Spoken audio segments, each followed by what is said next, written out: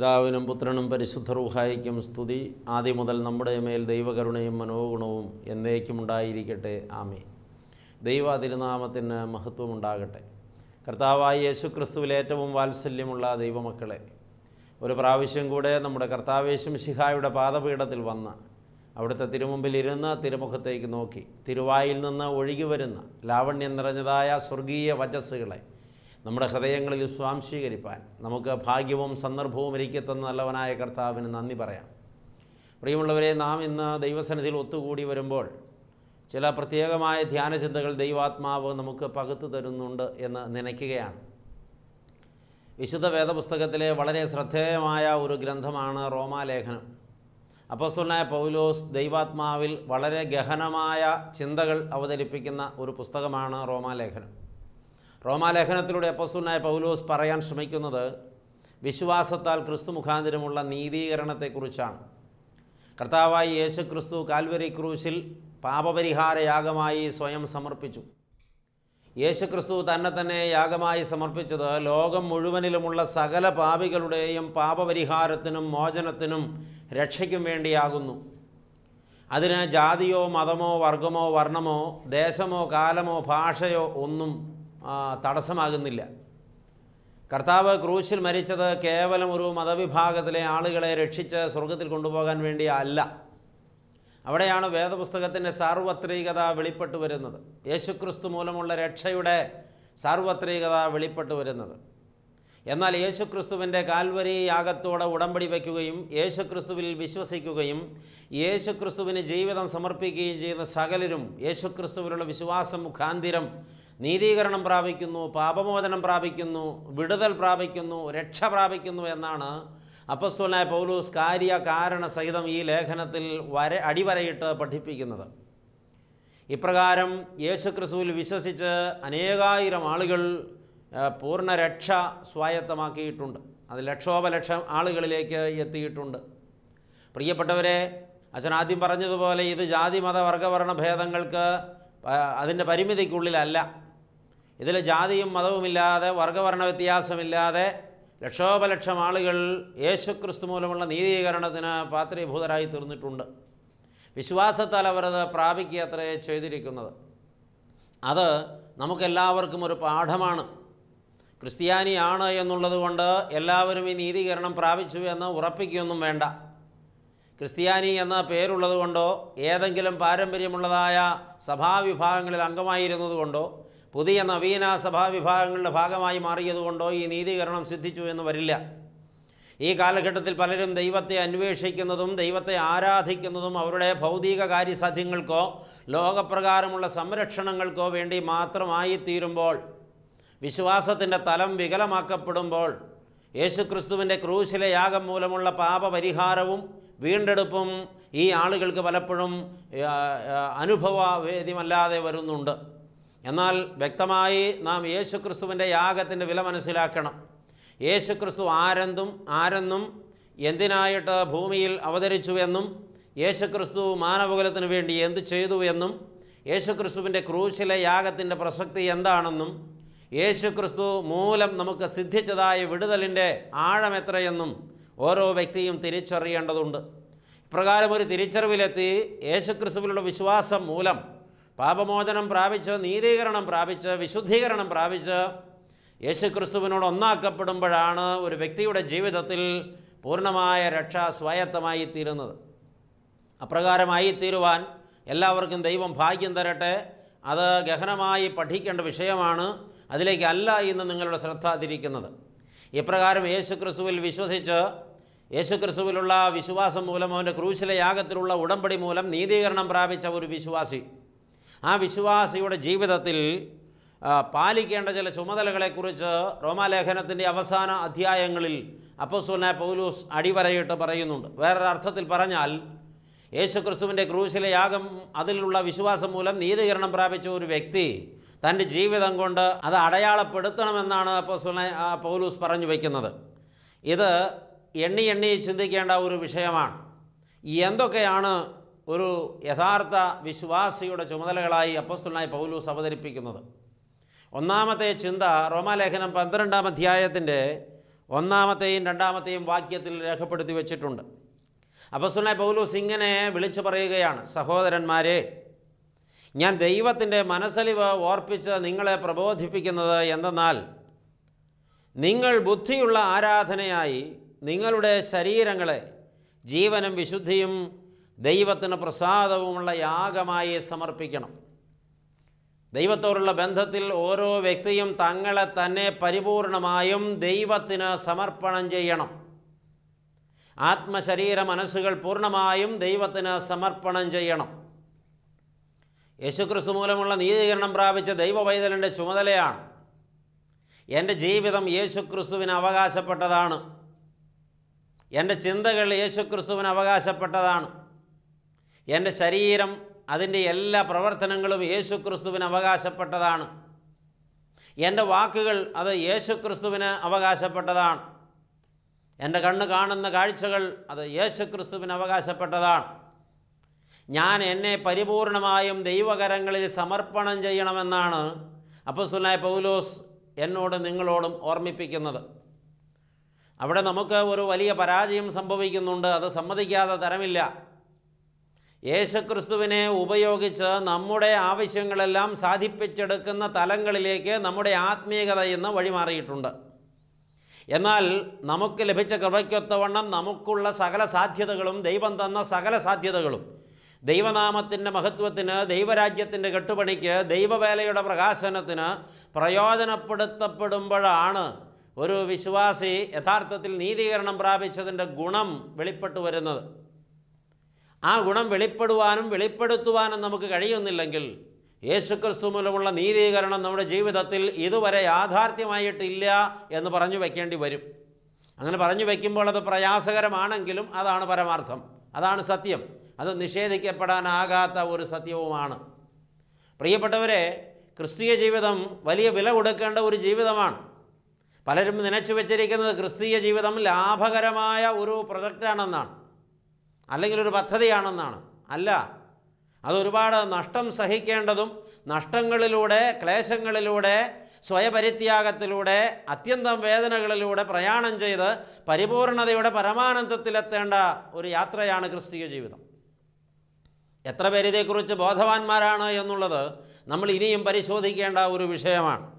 പ്രിയപ്പെട്ടവരെ, ആ രണ്ടാമത്തെ വാക്യത്തിൽ അപ്പോസ്തലനായ പൗലോസ് പറയുന്നുണ്ട്, ഈ ലോകത്തിന് അനുരൂപമാകാതെ നന്മയും പ്രസാദവും പൂർണ്ണതയുമുള്ള ദൈവഹിതം ഇന്നതെന്ന് തിരിച്ചറിയേണ്ടതിന് മനസ്സ് പുതുക്കി രൂപാന്തരപ്പെടുവീൻ എന്ന്. അപ്പോൾ ഈ ലോകത്തിന് അനുരൂപമാകരുത് ഒരു ദൈവവൈതൽ. ഈ ലോകത്തിന് അനുരൂപമായി ജീവിക്കുന്ന ഒരു വ്യക്തിക്ക് ദൈവത്തിന് സമ്പൂർണ്ണ സമർപ്പണം സാധ്യമാകയില്ല. നിർഭാഗ്യാവശാൽ നമ്മുടെയൊക്കെ ജീവിതം ഈ ലോകത്തിന് അനുരൂപമായി ഇതിൻ്റെ കെട്ടുപാടുകളിലും ഇതിൻ്റെ ചുറ്റുപാടുകളിലും ബന്ധിക്കപ്പെട്ട് കിടക്കുന്നുവല്ലോ. നാം നമ്മുടെ ജീവിതത്തെ ഒന്ന് പുനഃപരിശോധിക്കേണ്ടതാണ്. നമ്മുടെ കാഴ്ചപ്പാടുകളെ ഒന്ന് മാറ്റേണ്ടതാണ്. അത് മാറ്റാൻ നമുക്ക് കഴിയണമെങ്കിൽ യേശുക്രിസ്തു മൂലമുള്ള നീതീകരണം നമ്മൾക്ക് അനുഭവമായി എന്ന് ബോധ്യപ്പെടണം. ആ ബോധ്യം വന്ന ഒരാൾക്ക് പ്രത്യേകിച്ച് ഒന്നും ചെയ്യണ്ട, ജീവിതം പൂർണ്ണമായും ദൈവത്തിൻ്റെ പദ്ധതിക്ക് സമർപ്പിതമായിരിക്കും. ഇപ്രകാരം ഒരു സമർപ്പണത്തിന് തയ്യാറായപ്പോഴാണ് അപ്പോസ്തലനായ പത്രോസും സഹോദരനായ അന്ത്രയോസും വള്ളവും വലയും ഉപേക്ഷിച്ച് കർത്താവിന് വേണ്ടി ഇറങ്ങിത്തിരിച്ചത്. പിന്നെ അവർ പിറകോട്ട് തിരിഞ്ഞു നോക്കിയിട്ടില്ല. എന്നാൽ സാഹചര്യവശാൽ സമ്മർദ്ദം മുറുകിയപ്പോൾ പത്രോസ് അപ്പോസ്തലൻ ഒരിക്കൽ വള്ളവും വലയും തിരിച്ചെടുത്ത് മീൻ പിടിക്കാൻ പോയി എന്ന് വേദപുസ്തകം നമ്മെ പഠിപ്പിക്കുന്നുണ്ട്. എന്നാൽ ആ പിന്മാറ്റ വേളയിൽ പിന്തുടർന്നെത്തി അവനെ പിടികൂടിയവനാണ് യേശു. അത്രമാത്രം സ്നേഹമുണ്ട് കർത്താവിന്. വിളിച്ച നാളിലെ പറഞ്ഞിട്ടുണ്ട്, നീ ഇനി മത്സ്യം പിടിക്കേണ്ട, ഞാൻ നിന്നെ മനുഷ്യരെ പിടിക്കുന്നവരാക്കും. തൻ്റെ വിളിയും നിയോഗവും നിമിഷ നേരത്തേക്കെങ്കിലും സാഹചര്യത്തിൻ്റെ സമ്മർദ്ദം കൊണ്ട് വിസ്മരിച്ചു പോയവനാണ് പത്രോസ് അപ്പോസ്തലൻ. അവൻ്റെ സഖികളായിരുന്ന മറ്റ് ശിഷ്യന്മാരും ആ വാക്കിനോട് ചേർന്ന് ചിന്തിച്ചു പോയി. എന്നാൽ കർത്താവ് പറയുന്നു, നീ എനിക്കുള്ളവൻ, നിൻ്റെ അധ്വാനം എനിക്കുള്ളത്, നിൻ്റെ പരിശ്രമം എനിക്കുള്ളത്, നിൻ്റെ എല്ലാ വേലകളും എനിക്കുള്ളത്, എൻ്റെ രാജ്യത്തിൻ്റെ പ്രകാശനത്തിനും കെട്ടുപണിക്കും വേണ്ടിയുള്ളത്. നീ നിൻ്റെ സകല സാധ്യതകളും കഴിവുകളും ബലവും എനിക്ക് വേണ്ടി സമർപ്പണം ചെയ്യുക. സബദി മക്കളായ യാക്കോബും യോഹന്നാനും കർത്താവ് വിളിച്ചപ്പോൾ അവരുടെ ഉപജീവന മാർഗം വിട്ട് കർത്താവിനെ പിന്തുടർന്നു. ചുങ്കസ്ഥലത്ത് ചുങ്കം പിരിച്ചുകൊണ്ടിരുന്ന ലേവി എന്ന മത്തായി യേശുവിൻ്റെ വിളി കേട്ടപ്പോൾ അവൻ്റെ ലാഭം ഉപേക്ഷിച്ച് യേശുവിനെ പിന്തുടർന്നു. പിന്നെ അവർ പരിശ്രമിച്ചത് മുഴുവനും കർത്താവിന് വേണ്ടിയായിരുന്നു. അതവർക്ക് ലാഭകരമായി തീർന്നു.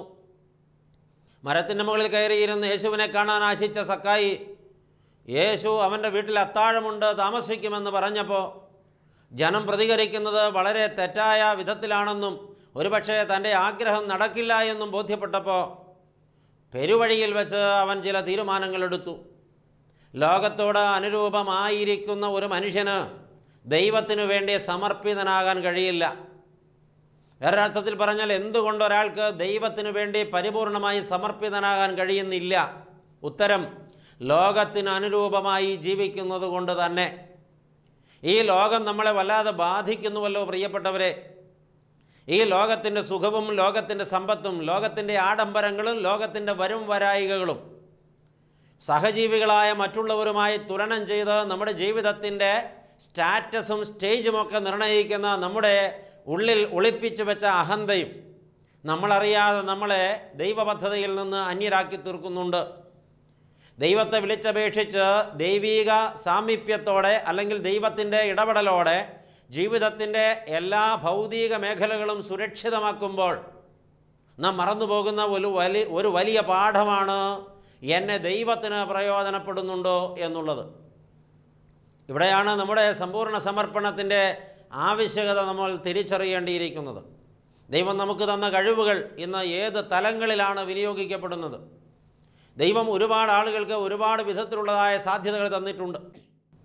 നമ്മുടെ ആരോഗ്യം, നമ്മുടെ ബലം, നമ്മുടെ ശക്തി, നമ്മുടെ സമ്പത്ത്, ദൈവം തന്ന സാധ്യതകൾ ദൈവത്തിനു വേണ്ടി സമർപ്പണം ചെയ്യുവാൻ നമുക്ക് കഴിഞ്ഞിട്ടുണ്ടോ?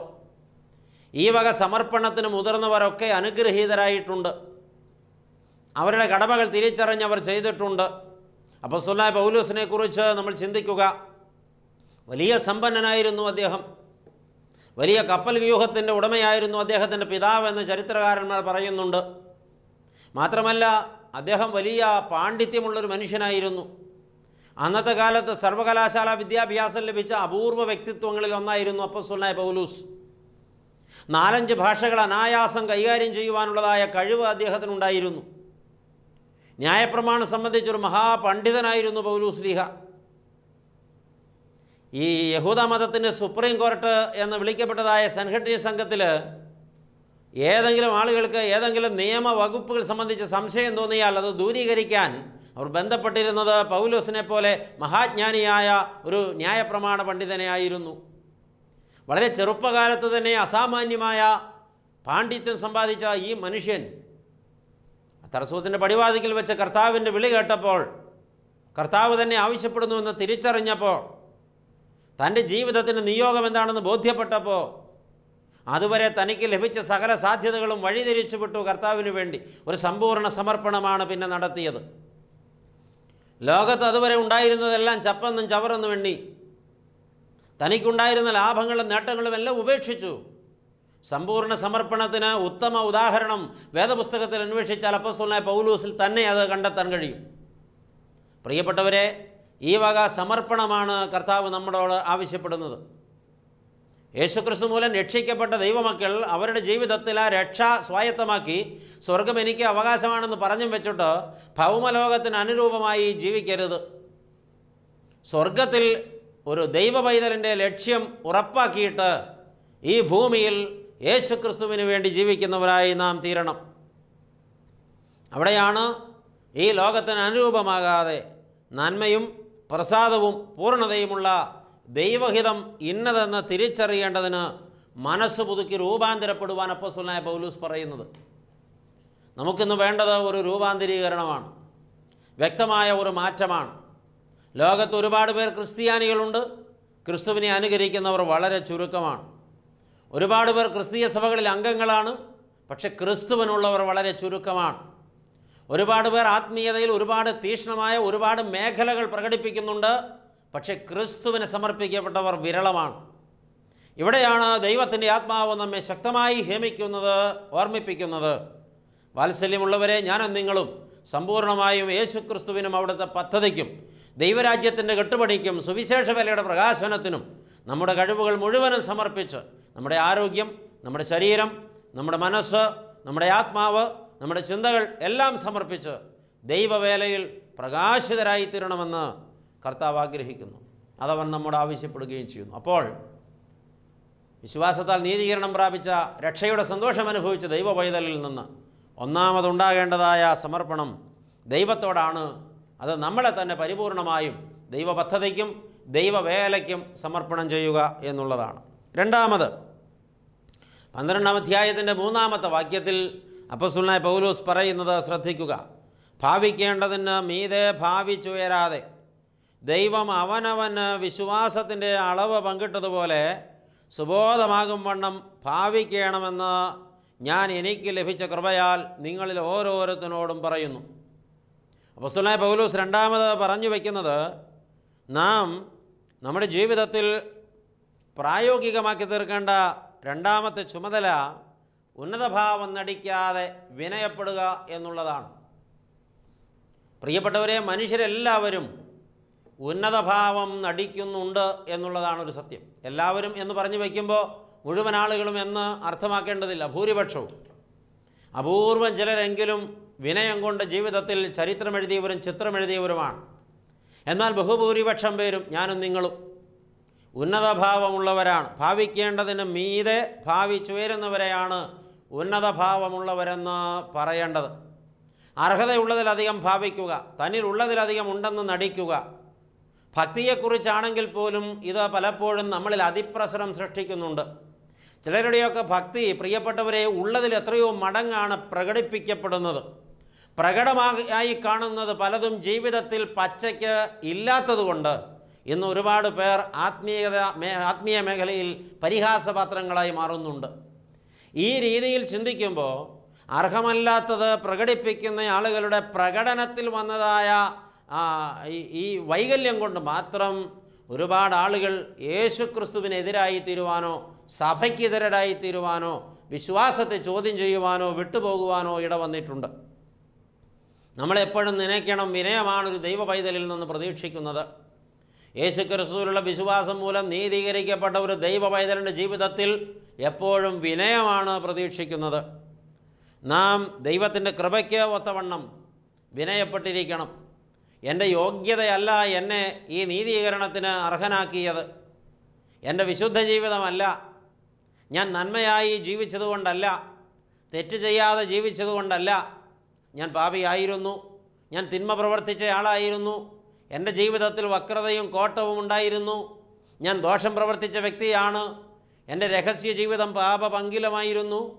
എന്നാൽ എൻ്റെ പാപാവസ്ഥയിൽ എന്നെ കൈവിട്ട് കളയാതെ ഈ പാപിയുടെ മേൽ ദൈവം ചൊരിയുന്ന അനന്ത സ്നേഹമായ കൃപ മുഖാന്തിരം എൻ്റെ ജീവിതത്തിലേക്ക് അവിടുത്തെ സ്നേഹം ഇറങ്ങി വന്നിട്ട് അർഹതയില്ലാത്ത എനിക്ക് എൻ്റെ ദൈവം അനുവദിച്ചു തന്നതാണ് ഈ രക്ഷയും നീതീകരണവുമെന്ന് എൻ്റെ ഹൃദയത്തിൽ ഞാൻ ബോധ്യപ്പെട്ടിട്ട്, എൻ്റെ ദൈവമേ, എനിക്ക് ഭാവിക്കാൻ ഒന്നുമില്ല, ഞാൻ അഹങ്കരിക്കാൻ ഒന്നുമില്ല, എൻ്റെ ജീവിതത്തിൽ എനിക്ക് ഈ വക ഒരവകാശവാദവും പറയാനില്ല, അർഹതയില്ലാത്തിടത്ത് ചൊരിയപ്പെടുന്ന അവിടുത്തെ അനന്ത സ്നേഹമാകുന്ന കൃപ മുഖാന്തിരം അർഹതയില്ലാത്ത പാപിയായ ഞാൻ പരിശുദ്ധനായ ദൈവമേ അവിടുത്തെ കാൽവരിയിലെ യാഗം മുഖാന്തിരം എൻ്റെ പാപത്തിൽ നിന്ന് മോചനം പ്രാപിച്ച് രക്ഷ സ്വായത്തമാക്കി തീർത്തു എന്നല്ലാതെ, കർത്താവെ അതെനിക്ക് അവകാശമായി തീർന്നു എന്നല്ലാതെ, അവകാശപ്പെടാൻ അഹങ്കരിക്കാൻ എൻ്റെ ജീവിതത്തിൽ ഒന്നുമില്ല നാഥ എന്ന് നാൾതോറും ദൈവമുമ്പിൽ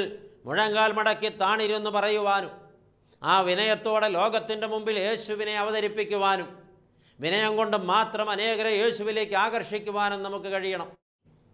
നിർഭാഗ്യാവശാൽ നമ്മളെല്ലാവരും അഹന്ത കൊണ്ട് ചേർത്തുപോയി. ആത്മീക നിഗളമാണ് ഈ കാലഘട്ടത്തിലെ ഏറ്റവും വലിയ അപകടം.